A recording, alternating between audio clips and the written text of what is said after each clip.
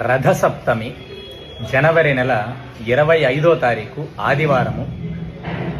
మాఘమాసము శుద్ధ సప్తమి రథసప్తమి అంటారు. సూర్య భగవానుడి యొక్క జయంతి. రథసప్తమి రోజు ఎవరైతే సూర్య ఆరాధన చేస్తారో, సూర్య భగవానుడిని ప్రార్థన చేస్తారో, ఆదిత్య హృదయం శ్లోకం చదువుతారో, సూర్య నమస్కారాలు చేస్తారో అటువంటి వారికి సూర్య భగవానుడి యొక్క అనుగ్రహం వలన ఉన్న అనారోగ్య సమస్యలన్నీ కూడా తీరుతాయి. చిత్ర విచిత్రమైన అనారోగ్య సమస్యలు, గుండెకి సంబంధించిన సమస్యలు, చర్మరోగ సమస్యలు, అన్ని అనారోగ్య సమస్యలు కూడా తీరతాయి. ఎందుకంటే సూర్యుడు ఆరోగ్య ప్రదాత, లివింగ్ గాడ్, ప్రత్యక్షంగా కనపడే దైవం ఆయన, నమస్కార ప్రియుడు. రేపు రథసప్తమి, జనవరి నెల 25వ తారీఖు ఆదివారము రథసప్తమి. ప్రతి ఒక్కరూ కూడా సూర్య నమస్కారాలు చేయండి.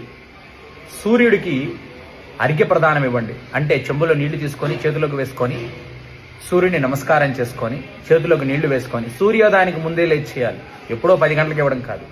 సూర్యోదయానికి ముందే లేచి సూర్యుడికి చేతులకు నీళ్లు వేసుకొని సూర్య భగవాను చూపించి చేతులకు కిందకి విడిచిపెట్టేయండి. సూర్య నమస్కారం చేసుకుంటూ నమస్కార ప్రియుడు సూర్య నమస్కారాలు చేయండి.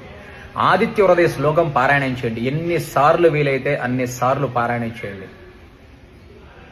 ప్రతి ఒక్కరు కూడా సూర్య భగవాను పూజ చేసుకోండి.